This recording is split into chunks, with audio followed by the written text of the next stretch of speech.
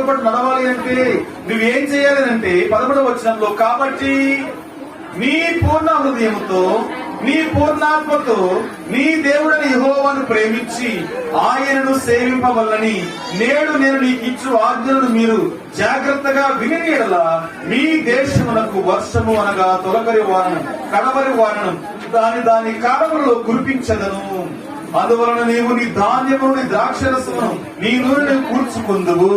అమ్మా, పంటలు బాగా పండాలి అంటే, సకాలంలో మంచి మంచి వర్షాలు పడాలి అంటే కడవరి కాల వర్షం ఏమా మొదటి కాల వర్షం, మొదటి వర్షం కడవరి కాల వర్షం పడాలి అంటే, మంచి పంటలు పండాలి అంటే, మీ కొట్టులో ధాన్యం ఉండాలంటే, మీ బ్యాంకులో మంచి బ్యాంక్ బ్యాలెన్స్ ఉండాలంటే ఏం చేయాలంటే ఇక్కడ రాస్తుంది, నీ దేవుడని యెహోవాను పూర్ణ మనసుతో పూర్ణాత్మతో ఆయనను సేవించాలి. ప్రభుని ఏం చేయాలంట?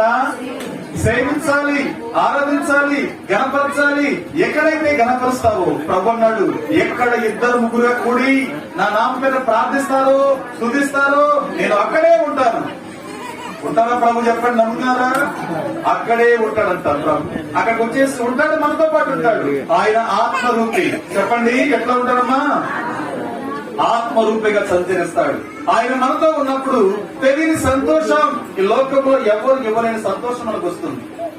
రోగముతో ఉన్నా సరే, బాధలతో ఉన్నా సరే, అనారోగ్య సమస్యలతో ఉన్నా సరే, ఏదో పోగొట్టుకునే కలవరంతో ఉన్నా సరే, నీవు దేవుణ్ణి ఆరాధిస్తున్నప్పుడు, దేవుని సేవిస్తున్నప్పుడు